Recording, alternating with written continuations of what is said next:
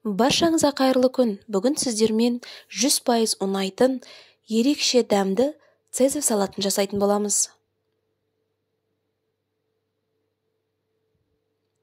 Бізге қажетті заттар: тауық төс еті, айсберг салат жапырақтары, батон нан, помидор черри, жай помидор қолдансаңыздар да болады, тағы да жұмыртқа керек болады, цезарьге арналған соус. Алдымен тауық төс етімізді жұқалап етіп видеодағыдай кесеміз. Қалың кеспеңіздер, өйткені арасы піспей қалуы мүмкін. Қатты жұқада болып кетпесін. Қуырған кезімізде қатып қалуы мүмкін.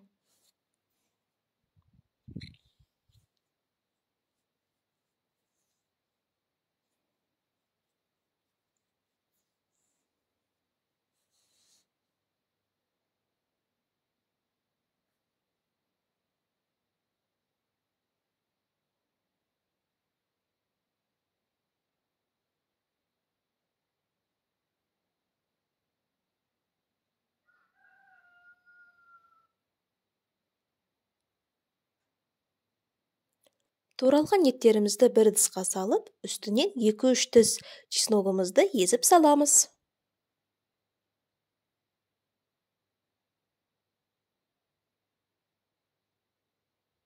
Тауыққа арналған приправа қосамыз. Аздап лимон шырынын саламыз.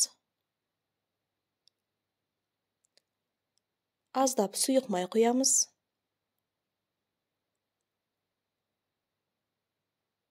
Дәміне қарай тұз салып, жақсылап араластырамыз.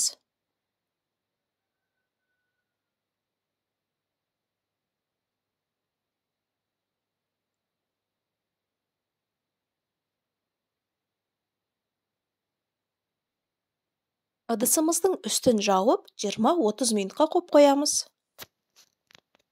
Енді нанымызды кесіп, сухарик дайындаймыз.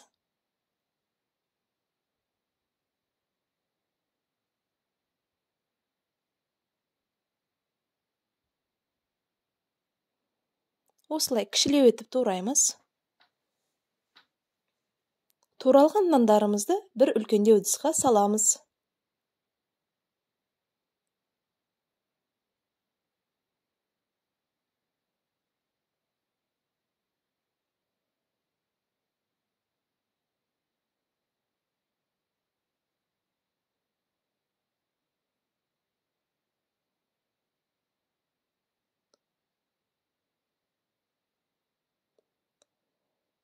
Аздап сұйық майымызға 3-4 тіс чесногымызды майдалап салып, жақсылап араластырып, туралған нандарымыздың үстінен саламыз.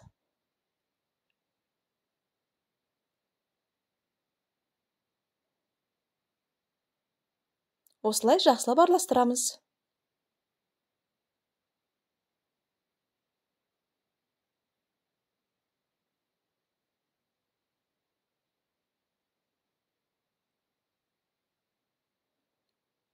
Үстінен аздап приправа қоссаңыздар болады, ұнамаса қоспаңыздар.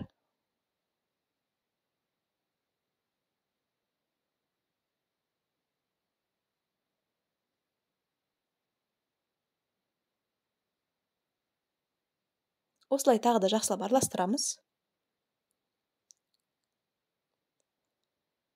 Листімізға бәрін салып, қызып тұрған 200 градус пеште қызарғанша ұстаймыз.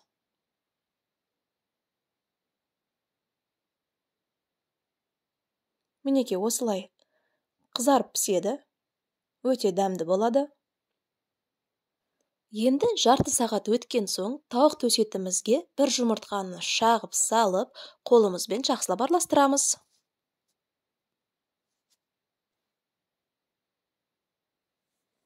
Сковородкамызға май құйып, жақсылап қыздырамыз. Еттерімізді панировочный сухариге осылай салып, баяу отта екі жағынан қызарғанша пісіреміз.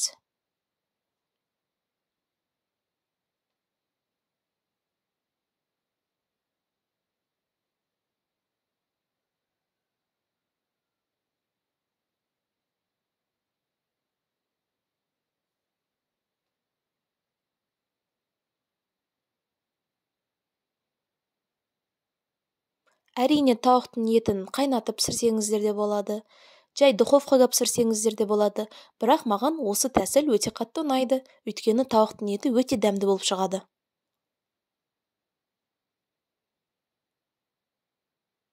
Мінекей пісті, осылай қызарып, тарелкамызға осылай бәрін салып аламыз. Қалғандарын да тура осылай пісіреміз.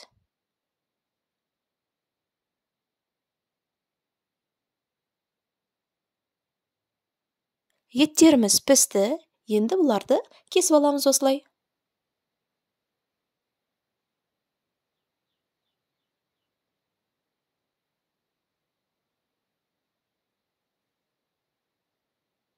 Жұмыртқаларымызды кесеміз.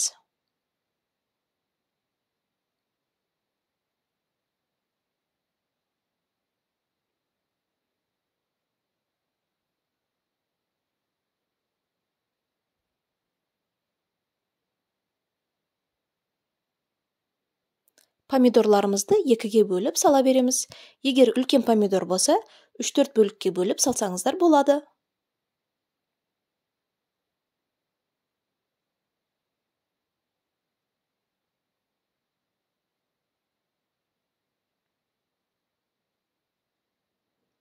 Айсберг салат жапырақтарын қолымызбен осылай бөліп саламыз.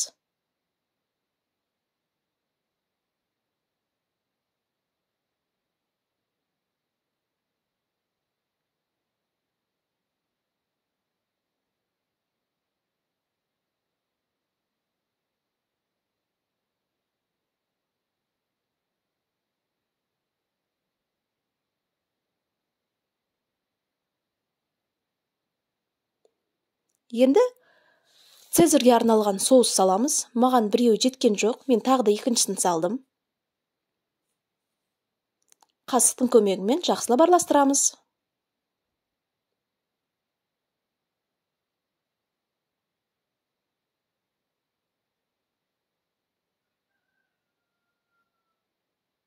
Енді сухариктерімізді саламыз.